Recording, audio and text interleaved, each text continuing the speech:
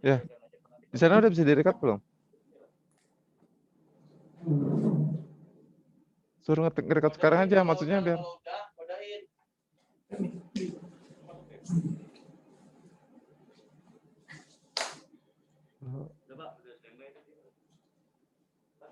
Asrofi namanya Pak ya? Naikkan aja. Di atas Pak.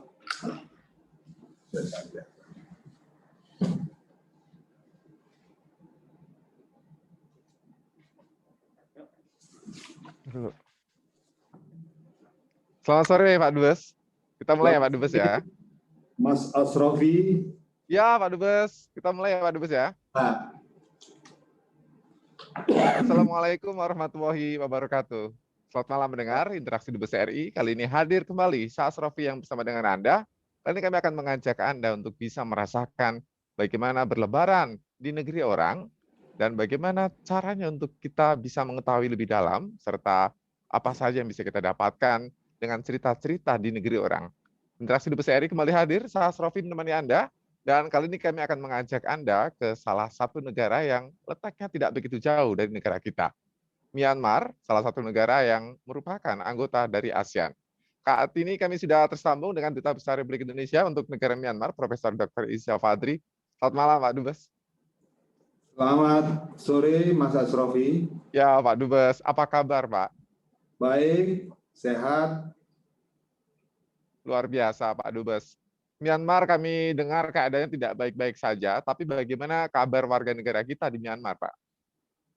Ya, kabar warga negara kita di Myanmar terpantau aman dan tenang.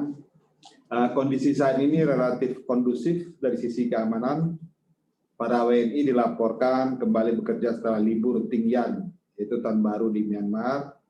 Kemudian WNI yang kembali ke Indonesia dalam kurun waktu sebulan terakhir didominasi oleh WNI yang memanfaatkan libur Tingyan dan cuti. Di samping para WNI yang telah berakhir kontrak kerjanya. Saat ini tercatat 276 WNI masih tinggal di Myanmar, sebagian di Yangon, kemudian atau 220 melakukan repatriasi mandiri sejak 1 Februari 2021. Sebagian WNI yang kembali dalam rangka cuti tidak melaporkan kepulangannya ke KBRI Yangon. Di sisi lain, terdapat pula laporan tambahan WNI yang masuk ke Myanmar dalam rangka bekerja. 260 dalam keadaan sehat dan pasti mereka baik-baik saja kan Pak ya di Myanmar ya? 276, Mas. 276. Mereka semuanya sehat, pasti bahagia di sana kan Pak? Meskipun keadaannya ya, kita tahulah dari berita ya. Pak, kita kalau berbicara berkait dengan Myanmar, pasti yang kita dengar adalah masih ada krisis politik di sana, krisis keamanan. Tapi gambaran nyatanya seperti apa sih Pak sekarang Pak? Ya, memang dengan adanya pengambil alihan kekuasaan di Myanmar, itu mengakibatkan gangguan layanan publik yang disebabkan aksi pembangkangan sipil pegawai pemerintah Myanmar atau Civil Disobedience Movement. Para dokter dan tenaga medis sebagai penggerak utama CDM mengakibatkan lumpuhnya layanan rumah sakit pemerintah. Hal ini berimplikasi juga terhadap penanganan COVID di Myanmar. Dan saat ini situasi sudah mulai menunjukkan arah yang positif. Sudah mulai membaik. Apakah masih ada himbauan khusus untuk warga negara kita yang masih stay di Myanmar, Pak? Ya, kita tetap bahwa sesuai dengan SOP kita, bahwa setiap warga negara yang non esensial agar segera kembali ke negara kita. 276 ini warga negara kita berprofesi sebagai apa, Pak? Mereka di Myanmar, Pak? Ya, baik, warga negara kita di Myanmar ini kebanyakan adalah tenaga profesional dan ekspatriat. Dan ada beberapa perusahaan dari Indonesia yang juga di sini membuka perusahaannya. Salah satu adalah Java Confit, yaitu perusahaan peternakan, yang menguasai 30-35% pangsa pasar ayam di Myanmar. Wow, ternyata kita menguasai pasar ayam hingga 34% di Myanmar. Kita tidak pernah tahu itu, Pak. Nanti Ya, cerita soal itu saya ingin tahu ya, Pak ya. Tapi kami ya. ingin tahu lebih dalam dulu nih. Lebaran, kemudian menyambut Lebaran ya, kemudian Ramadan. Bagaimana situasinya, Pak? Terutama ya warga negara kita yang Muslim dan juga Muslim di Myanmar. Baik, untuk Lebaran dan juga Ramadan, kita di Myanmar ini, terutama kita KBRI, kita punya masjid sendiri di salah satu premis kita. Jadi di Myanmar ini kita punya 3 premis yang luasnya sekitar 24.000 atau 2,4 hektar, 2,6 hektar. Dan di salah satu premis kita yang di sana kita juga punya sekolah internasional, kita punya satu masjid. Dan biasanya kalau tidak ada situasi pandemi, sebelum pandemik kita mengundang dai yang dari Jakarta ya, selama sebulan kita lakukan kegiatan Ramadan. Kemudian sejak pandemik kita tidak melakukan itu, ditambah lagi dengan situasi pengambilan alihan kekuasaan di mana masih ada jam malam dari jam 6 pagi sampai jam 8 malam. Dan untuk tahun ini kita mencoba untuk bersilaturahmi dengan melakukan buka bersama secara tetap di masjid kita, dan itu dihadiri oleh warga negara Indonesia dan staf KBRI Yangon. Dan kalau untuk Lebaran kita merencanakan juga kita lakukan di masjid, kemudian rencana kita juga melakukan acara silaturahmi di Wisma Duta di KBRI Yangon. Tidak ada gangguan kan Pak ya, aktivitas peribadatan meskipun kita dengarnya kan selama ini misal komunitas Muslim yang ada di state Rakhine katanya juga mendapatkan tindakan tidak menyenangkan dan sebagainya. Nah kalau warga negara kita yang Muslim, apakah masih bebas untuk beragama, untuk melaksanakan kegiatan agamanya? Ya, warga negara kita seperti yang saya sampaikan tadi, kita punya masjid sendiri di premis kita di Sekolah Internasional Indonesia Yangon, di mana di sini kita juga punya masjid dan kita beraktivitas kegiatan agama biasa dan melakukan kegiatan-kegiatan terutama pada saat bulan Ramadan seperti layaknya di Indonesia. Dan pada tahun ini kita acara berbuka puasa bersama yang penyelenggaranya adalah dari masjid dan diberikan kesempatan kepada jamaah untuk mengajukan siapa yang akan. Syukurlah ya, artinya kita masih bebas melaksanakan peribadatan agama tanpa ada misalnya hal-hal yang perlu kita takutkan dan sebagainya.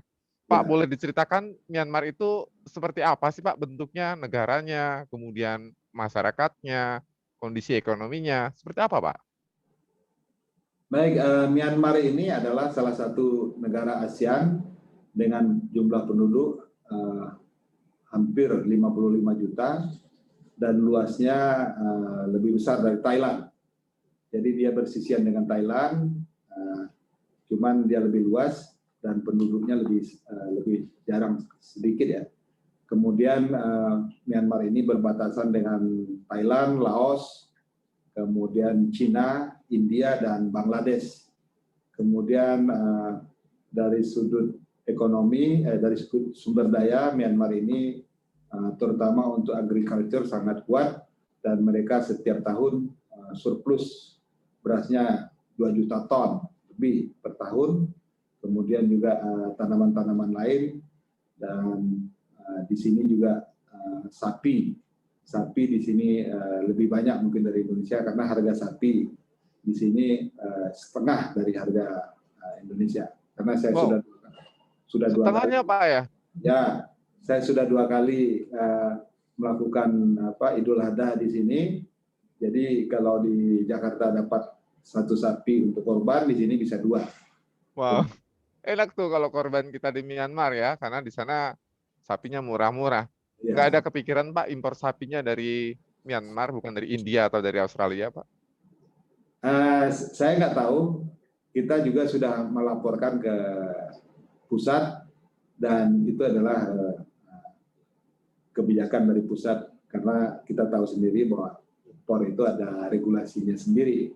Jadi kita melaporkan termasuk juga beras.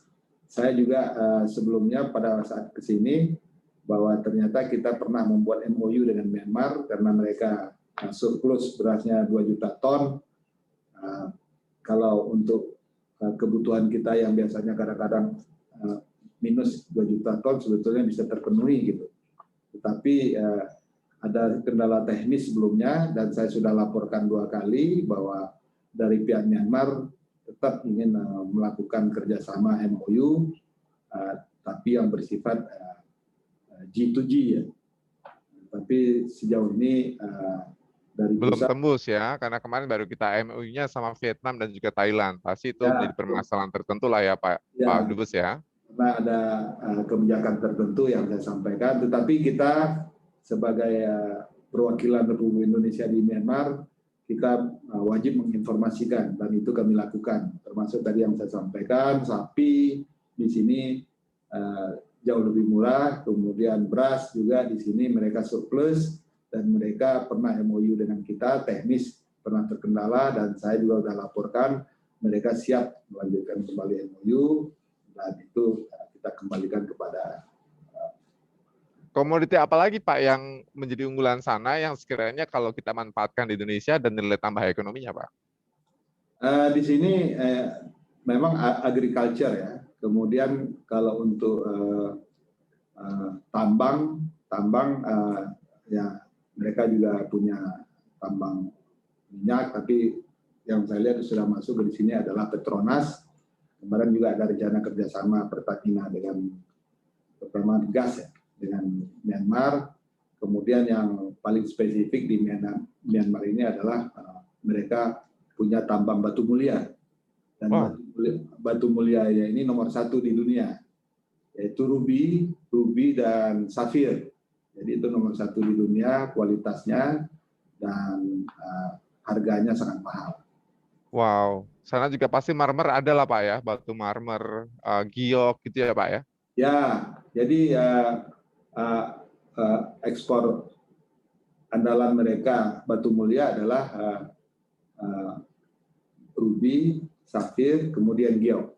Dan kemungkinan yang giok yang dari Cina itu kebanyakan adalah dari Myanmar karena Myanmar. Ya, jadi bisa dibilang sebenarnya Myanmar itu kaya Pak ya? Ya, kalau kita lihat dalam konteks sumber daya alamnya, saya rasa mereka cukup dan ditambah lagi tadi yang saya sampaikan bahwa penduduknya juga tidak terlalu tidak banyak. begitu banyak, tidak begitu berat ya, 55 juta. 55. Nah, kenapa negaranya bentuknya masih seperti itu? Mohon maaf, dalam kaitan pembangunan ya, kenapa masih belum bisa setara dengan negara ASEAN di sekelilingnya? Misal Thailand yang bersisihan di bagian barat, kenapa Pak? Ya, saya rasa sama juga. Thailand dengan kita, Thailand lebih pembangunannya juga lebih bagus.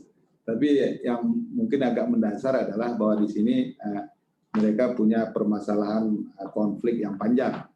Bahwa Myanmar ketika mereka merdeka, mereka membuat perjanjian atau namanya Panglong Agreement, di mana mereka sepakat untuk sama-sama membebaskan diri dari penjajahan Inggris, tetapi ketika mereka nanti selesai atau Inggrisnya mereka berhasil usir, mereka nanti menentukan apakah menjadi negara federal atau sendiri-sendiri. Namun setelah selesai perang itu Myanmar diambil alih oleh militer sejak tahun 60, sehingga banyak akhirnya etnik-etnik yang tadinya bergabung dengan Myanmar, karena yang paling dominan etnik di sini adalah Burma, hampir 60-65%, dan mereka punya etnik juga bervariasi atau ada 135 etnik di Myanmar ini. Sehingga, kalau etnis yang paling besar selain Burma, etnis mana saja, Pak? ya ada seperti misalnya, jadi di Myanmar ini mereka ada 14, sebetulnya ada 14 wilayah. Kalau di sini, kalau di kita provinsi, ya. Ya. Kalau di sini yang etniknya dominan Burma mereka sebut region, sedangkan yang non etnik Burma mereka sebut state. Jadi yang di state itu ada 7 juga, sedangkan region ada 7. Dan etnik-etnik ini seperti yang saya sampaikan tadi, mereka mempunyai hampir seluruhnya punya kelompok bersenjata.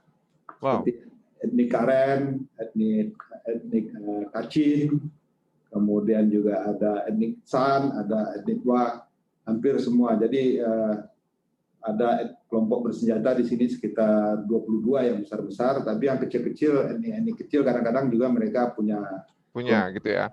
Ini yang Karen itu yang kemarin sempat viral ya Pak, videonya yang ketika diserang oleh tentara Myanmar, kemudian mereka melawan balik dan membakar desanya kan? Ya, betul. Jadi mereka misal ya, saya bayangkan per provinsi, misal Provinsi Jawa Tengah atau Provinsi Jawa Timur, mereka punya army sendiri gitu Pak? Kelompok bersenjata, artinya mereka melakukan perlawanan kepada pemerintah, atau di sini Separatis ya? kelompok bersenjatanya ini kalau dia besar dan pemerintah Myanmar kadang-kadang mengakomodasi, ada etnik bersenjata yang di sini yang dapat otonomi khusus, dan yang berbatasan dengan Cina itu dia punya pengakuan negara. Punya pasukan yang hampir mencapai 25.000 sampai 40.000. Wow, itu jumlah yang besar Pak. Ya, itu adalah ininya, pasukannya, bukan orang. Jadi pasukan etnik bersenjata Wa itu ada 25.000 sampai 40.000. Nah ini juga sekarang seperti etnik Arakan itu mereka awalnya 2.500, sekarang mereka hampir mencapai 25.000, dan dengan adanya situasi ini mereka minta sebetulnya lebih kepada otonomi khusus atau lebih otonomi, meminta untuk otonomi. Ya, spesial otonomi daerah khusus lah ibaratnya. Pak, artinya kan kondisi sosial politik di Myanmar sangat jauh berbeda dengan negara-negara di regional ASEAN yang sudah mulai masuk ke era-era demokrasi, era-era di mana semua warga negara bebas menyuarakan dan bebas melakukan kehidupannya. Apakah mereka juga berkeinginan, Pak, misal untuk sama seperti Indonesia atau mungkin Thailand atau Filipina yang sudah mulai beralih ke demokrasi? Ya, jadi kalau kita kembali tadi sampai disampaikan Mas Asrofi mengenai masalah demokrasi dalam arti tanda kutip pemerintahan, dalam arti kata pemerintahan mungkin diskusi akademisnya sangat panjang gitu ya. Tetapi yang jelas pemerintahan mereka sekarang kita juga bisa melihat bahwa model pemerintahan di Indochina juga berbeda dengan Indonesia, Filipina gitu ya. Kita juga bisa lihat negara-negara tetangga yang di Indochina, Thailand, kemudian Kamboja, Laos, itu model pemerintahnya juga berbeda, tidak sama dengan di Indonesia. Kalau Indonesia mungkin mirip dengan Filipina gitu ya. Jadi di sana masih ada tipe berbeda, masih ada aroma-aroma sosialis Pak atau gimana Pak? Kalau saya tidak, kebetulan saya juga dosen di berbagai perguruan tinggi ya, dan dosen di program S3. Jadi kalau kita lihat di sini memang infrastruktur politiknya mereka punya yang namanya supra power gitu ya. Sama dengan di Thailand kalau kita lihat kan juga dia punya supra power. Kemudian di Kamboja juga sama, Vietnam juga sama. Artinya keseimbangan politik di sini ditentukan atau didominasi oleh satu institusi atau satu kelompok orang. Itu kalau kita lihat dalam konteks Indochina dan ASEAN gitu ya. Ini ada pertanyaan dari Pak Riyadi, Pak, melalui WA menanyakan, kenapa militer di Myanmar begitu kuat, Pak? Ya, di sini setelah saya pelajari, jadi mereka kemarin pada saat junta militer turun, mereka membuat peraturan perundangan, lebih tepatnya konstitusi ya. Konstitusinya itu yang konstitusi 2008, di mana panglima militer atau militer itu adalah kekuasaan yang relatif terpisah dari pemerintah. Dan di sini militer diorganisasikan disebut Tatmadaw. Tatmadaw itu tidak hanya tentara, tetapi Tatmadaw itu mengelola seluruh aparat bersenjata di Myanmar, mulai dari pemadam kebakaran, LP, kemudian polisi, kemudian juga bea cukai. Jadi itu dibunyikan di Undang-Undang Dasar mereka bahwa setiap aparat bersenjata itu terafiliasi dengan panglima militer. Sedangkan panglima militer ini dia tidak ditunjuk oleh presiden. Kemudian panglima militer ini ketika pemerintah membentuk pemerintahan, maka 3 menteri itu berasal dari militer yang ditunjuk oleh panglima militer. Dan panglima militer ditunjuk oleh Dewan Keamanan Nasional, di mana Dewan Keamanan Nasional ini terdiri dari 11 orang, 6 itu terafiliasi dengan militer. Artinya militer di sini secara konstitusional mereka menempatkan diri secara supra. Apa alasan fundamental kenapa militer begitu berkuasa? Kalau kita melihat struktur demokrasi, militer kan menjadi bagian yang dicadangkan untuk pertahanan, bukan sebagai ruler lah ibaratnya gitu Pak ya, sebagai pembuat kebijakan ataupun menguasai kekuasaan. Apa Pak? Ya, saya rasa itu adalah sejarah dan politik mereka secara konstruktif seperti itu. Jadi sama juga kita kan nggak bisa nanya 32 tahun di bawah kuasa militer ya. Kenapa di Thailand seperti itu, kenapa di Vietnam kok partainya lebih berkuasa dari pemerintah misalnya, atau di Thailand kok modelnya seperti itu, raja itu adalah ini. Kita nggak bisa nanya seperti itu adalah perjalanan sejarah mereka. Perjalanan dari sebuah negara. Menarik untuk kita pelajari, kan sebenarnya banyak pelajaran yang bisa kita ambil agar kita menjadi lebih baik sebenarnya kan Pak ya? Ya, jadi kalau saya mengatakan bahwa secara akademis bisa kita ini kan, secara implementatif itu bisa kita coba untuk evaluasi mana yang paling efektif gitu ya. Tetapi tugas saya sebagai dubes di sini adalah bagaimana menjalin kerjasama antara pemerintah Indonesia dan pemerintah Myanmar, dan juga bagaimana melindungi warga negara Indonesia di Myanmar. Dan menarik nih Pak, soal kerjasama. Kita melihat bahwa Indonesia berperan luar biasa aktif dalam isu Myanmar di konteks regional, bahkan konteks internasional. Terakhir adalah ada KTT ASEAN. Sebenarnya ketuanya adalah Brunei Darussalam, tapi kegiatannya dilaksanakan di Sekretariat ASEAN di kawasan Jakarta Selatan. Setelah itu apa hasilnya Pak di Myanmar, Pak? Ya, saya rasa apa yang telah pemerintah lakukan, Indonesia lakukan itu adalah langkah positif. Saya juga baru dari dubes Jepang 2 kali sampai datang ke KBRI untuk mendiskusikan itu dan mengapresiasi langkah-langkah kita. Dan kemudian tadi yang ditanyakan oleh Mas Asrofi mengenai masalah bagaimana mereka menindaklanjuti, saya rasa langkah pertama kita adalah bagaimana Myanmar membuka komunikasi dengan kita ASEAN ya, karena selama ini kita tahu bahwa mereka sangat tertutup. Sebagai contoh kemarin utusan khusus PBB saja oleh pemerintahnya hanya diterima oleh wakil ketua State Administration Council, atau kalau ininya pemerintahan militer mereka. Dan ketika diingatkan oleh utusan khusus PBB bahwa mereka bisa diisolasi, mereka menjawab bahwa kami sudah biasa dan belajar untuk berjalan dengan sedikit teman gitu. Artinya mereka nggak takut dengan dunia. Ya, kalau saya katakan ya mereka punya ini sendiri, punya apa itu namanya, punya kebijakan politik hukum sendiri. Yang nggak mau dicampuri gitu Pak ya.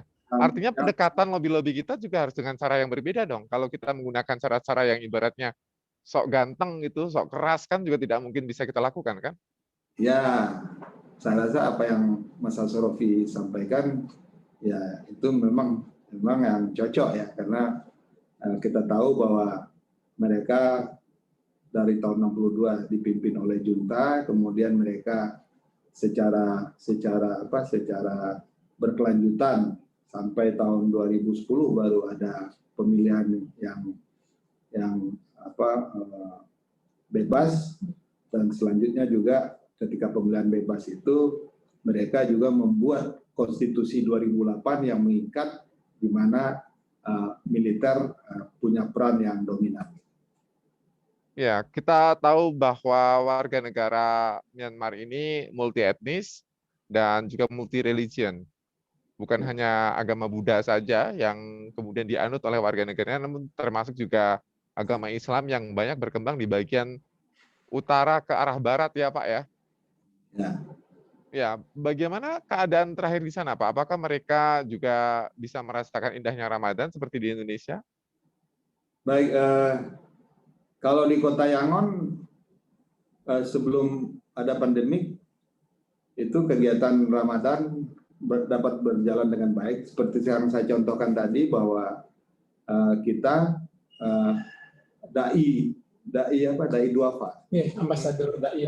Ambasador dai kita saya dari 2018 2019 kita mengundang dai duafa dari Jakarta. Jadi selama sebulan dai ini tinggal di Yangon, terutama di premis kita yang ada masjid itu, di masjid, dan memberikan atau kita melakukan kegiatan agama selama sebulan. Jadi selama itu saya rasa dengan kondisi tidak ada pandemi kemarin, ibadah dapat berjalan dengan baik.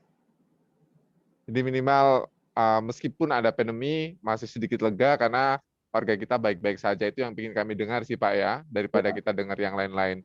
Ini kalau soal hubungan dua negara nggak afdol rasanya kalau kita nggak ada hubungan timbal balik secara ekonomi. Ya. Kita ini selain tadi Pak yang soal ayam 34%, apalagi Pak yang sudah kita tancapkan kaki kita di Myanmar? Ya, jadi pertama saya pada waktu datang kita ekspor kita ke Myanmar itu atau perdagangan kita ke Myanmar waktu itu belum mencapai $1 juta. Nah, pas saya ke sini itu melewati $1 juta. Sampai tahun 2019 itu juga lebih dari $1 juta.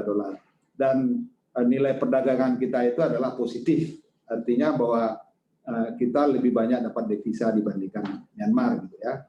Kemudian yang kedua, kita perusahaan-perusahaan kita bukan hanya Java, Kalbe Pharma sekarang juga membangun pabrik di Myanmar, dan itu agak terkendala operasionalnya karena kemarin pandemi.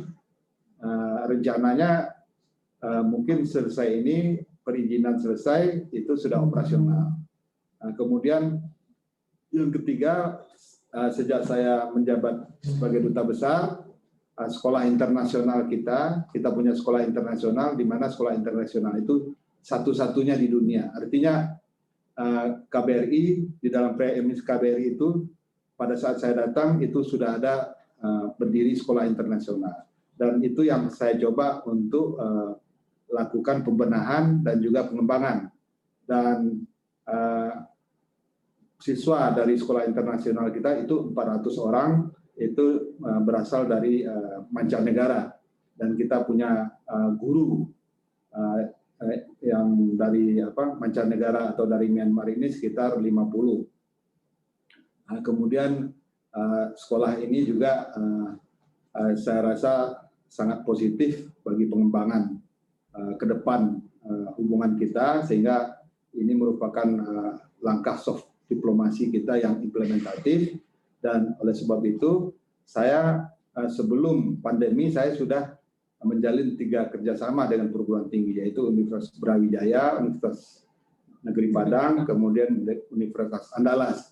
Dan kita sudah mendapatkan 3 beasiswa dari Brawijaya, kemudian 8 dari Universitas Negeri Padang, dan kemarin itu 9 dari Universitas Andalas, dan kemungkinan cuma 7 ini yang akan coba saya urus lagi karena dengan situasi kemarin itu ada 2 mahasiswa yang agak terkendala.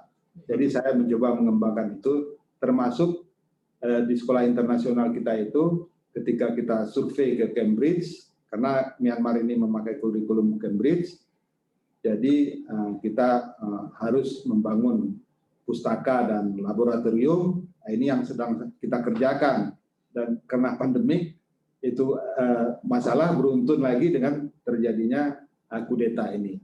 Tetapi kita mencoba untuk tetap membangun infrastruktur yang saya anggap bahwa ini adalah sesuatu yang sangat penting bagi hubungan bilateral. Sekolah ini nanti bukan hanya kita beasiswa yang diberikan kepada mahasiswa Myanmar ini nanti ada nilai positifnya. Ketika mereka kembali, kita mengharapkan mereka menjadi layar di perusahaan-perusahaan Indonesia di sini.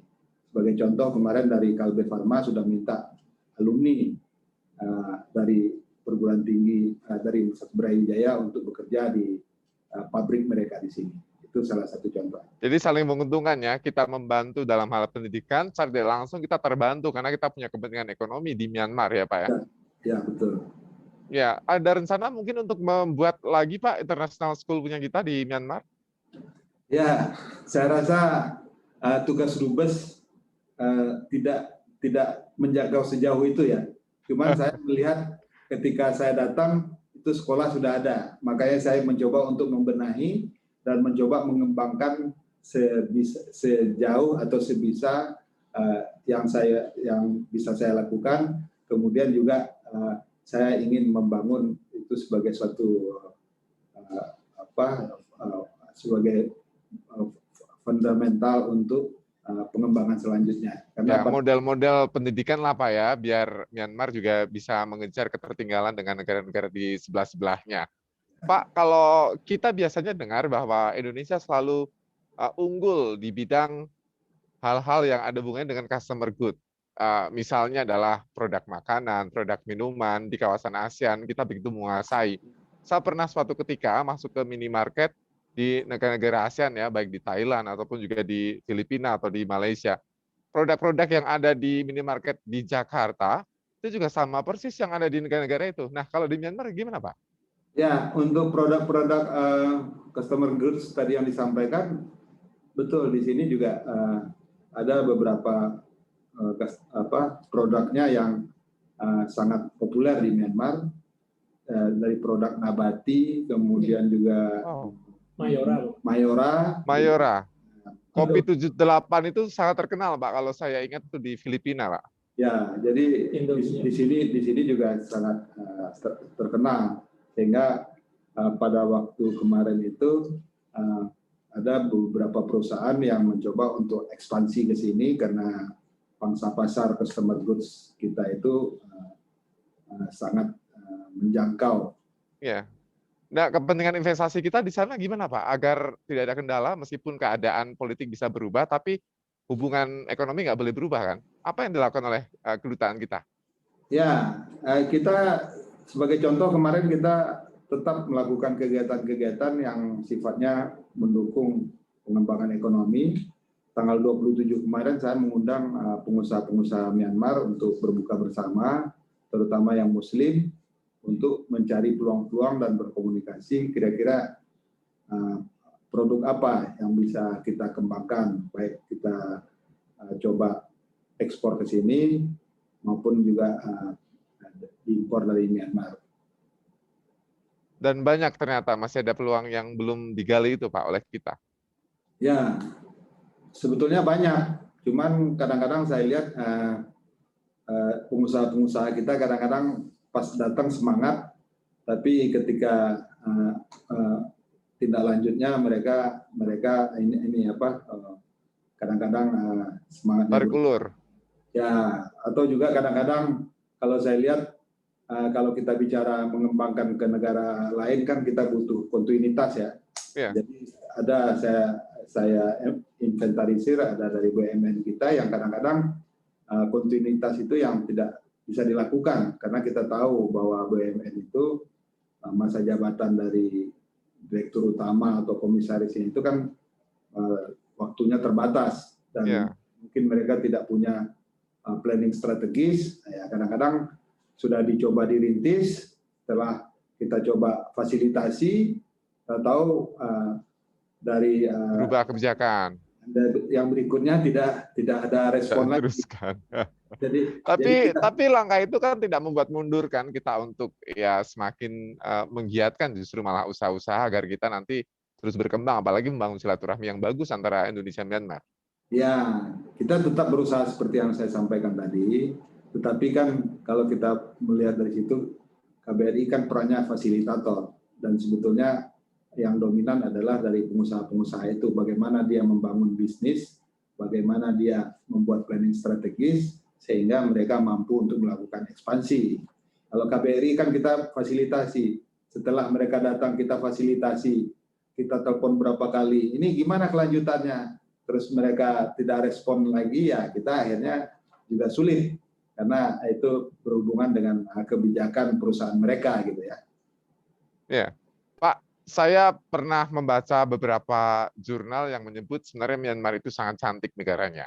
Ya. Karena di sana banyak sekali peninggalan-peninggalan masa lalu yang seharusnya bisa menjadi nilai jual negara Myanmar untuk membuka peluang investasi di bidang pariwisata. Ya. Benar tidak sih Pak itu, Pak? Ya, betul. Jadi kalau kita di sini ada satu daerah di sini adalah ada daerah namanya Bagan ya. Jadi di Bagan itu ada yang sekarang pagodanya itu yang masih berdiri dan terawat, ada 3.000 pagoda. Wow. Jadi bisa dibayangkan begitu banyaknya pagoda di daerah itu, dan setiap orang itu punya, dan pagoda itu disumbang oleh orang-orang gitu ya. Itu pada saat zaman dulu. Kemudian di sini juga ada kalau di Indonesia mungkin karena saya pernah di Sumatera Selatan, itu ada di daerah sini ada namanya Inle Lake. Apa itu Pak? Danau. Oh. Inle itu di mana transportasi orang itu memakai sampan dan sebagainya, dan ininya sangat bagus, danaunya sangat bagus, dan di sana wisata danaunya bisa kita nikmati gitu. Kemudian, masih sangat tradisional berarti Pak di sana, Pak, daerah yang tadi ada danaunya itu ya? Kalau untuk pariwisata sejak tahun 2010 mereka sudah berkembang. Hampir seluruh hotel internasional sudah ada di Yangon. Ada Sheraton ada, kemudian Shangri-La, Lotte, semuanya ada di Yangon. Lengkap ya. Aman nggak kira-kira kalau orang Indonesia nanti suatu saat jika gerbang sudah dibuka untuk kita berwisata ke Myanmar, tingkat keamanannya bagaimana Pak? Ya, ini saya sampaikan ke Mas Asrofi ya. Jadi kalau tingkat keamanan sejauh ini, yang pertama untuk turis itu tidak ada masalah. Yang kedua, untuk tingkat keamanan mereka betul-betul aman. Kalau Mas Asrofi ketinggalan handphone atau di toko itu aman. Nggak mungkin hilang atau tiba-tiba nggak tahu gitu ya. Jadi kalau dibicarakan tingkat keamanan, mereka karena di sini mereka adalah penganut agama Buddha yang kuat, sehingga mereka mempercayai. Sangat jujur ya dan menerapkan prinsip agamanya. Di kita juga sebenarnya diajarkan untuk jujur Pak. Namun sekarang banyak sekali oknum ya yang menyalahgunakan kejujuran itu. Dan kalau kita ke Yangon ini ada salah satu pagodanya yang sangat besar. Wow. Nah, pagodanya itu dilapisi emas 27 ton. Wow. Dan di atas itu juga banyak batu-batu mulia yang tadi saya sebutkan. Itu sumbangan dari masyarakat Myanmar ini. Jadi ini pagoda terbesar di Myanmar. Indah banget dong Pak. Berarti Pak saat mungkin lebih bagus lah ketimbang pagoda yang ada kuil ya, yang ada di Thailand misal. Iya, karena di sini tadi yang saya sampaikan. Jadi kubahnya itu mereka lapisi dengan emas sampai 27 ton. Wow. Kemudian ada juga satu pagoda yang saya juga sudah datang ke sana, itu seluruh dindingnya dia pakai batu giok. Di daerah Mandalay kita ke sana itu dilapisi di sana dengan batu giok. Jadi kalau kita bicara tadi yang disampaikan Mas Asrofi, ya mereka sangat taat kepada agamanya. Kemudian kita juga bisa melihat bagaimana mereka mau berkorban untuk membangun tempat ibadahnya.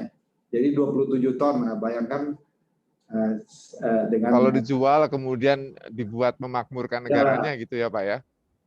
Ya, tapi itu kan kalau dalam agama kan ini. Dan saya nggak juga boleh, sudah diwakafkan lah kalau ribatnya orang Islam gitu ya. Ya, dan saya juga terakhir ke Inle Lake itu ada satu pagoda. Jadi di depan pagoda itu mereka menjual emas batangan, kemudian emas itu nanti dibeli oleh peziarah, nanti emas itu disumbangkan ke pagodanya. Saya kira emas batangan dibeli, terserahlah turisnya apa mau dibawa pulang kayak atau gitu, boleh nggak? Ya, boleh juga, tapi yang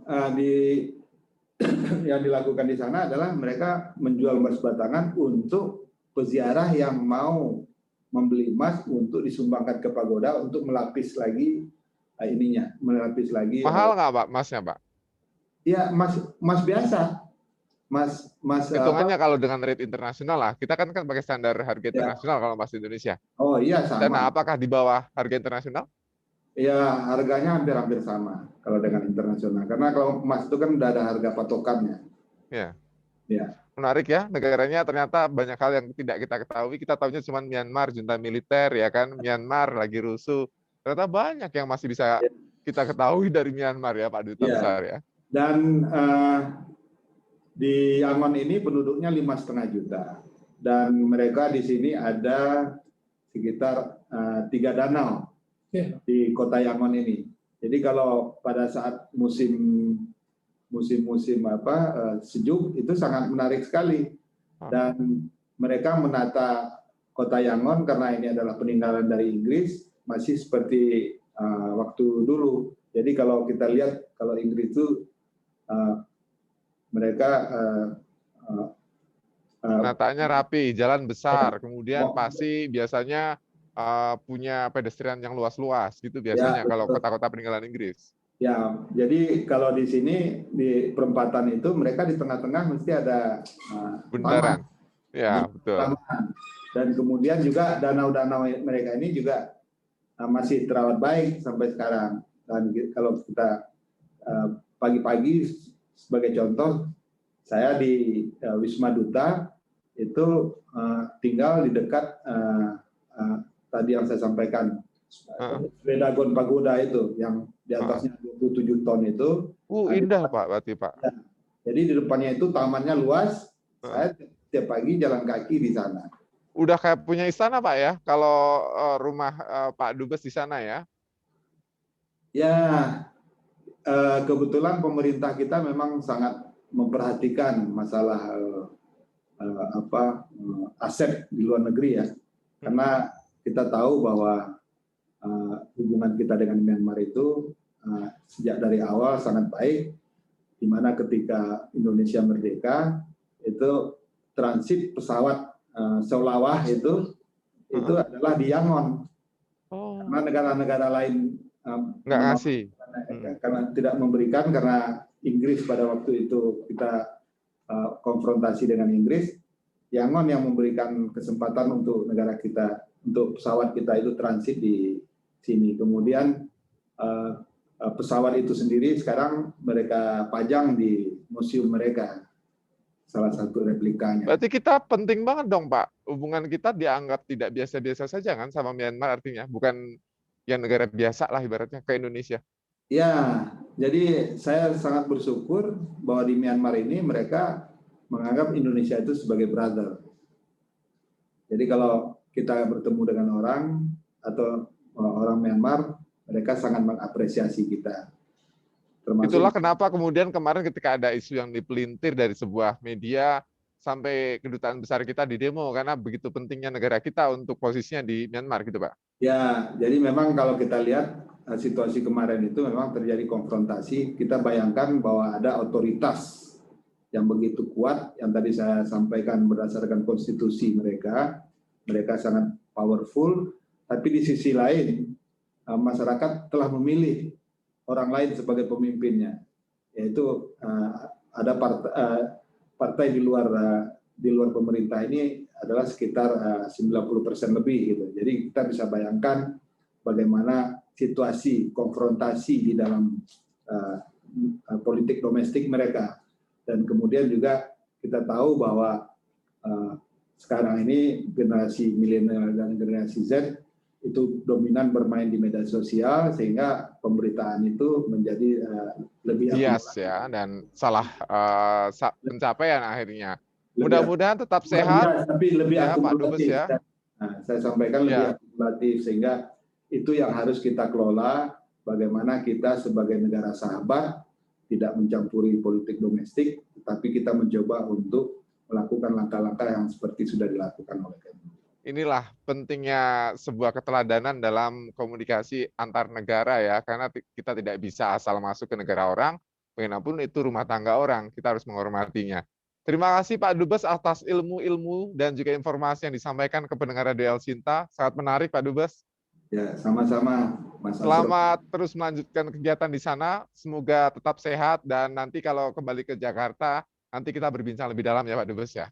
Ya, sama-sama Mas Asro. Terima kasih Pak Dubes. Selamat malam. Selamat berjumpa kembali. Interaksi Dubes RI bersama dengan Duta Besar Republik Indonesia untuk Myanmar, Profesor Dr. Iza Fadri, Salas Rofi. Terima kasih. Sampai jumpa.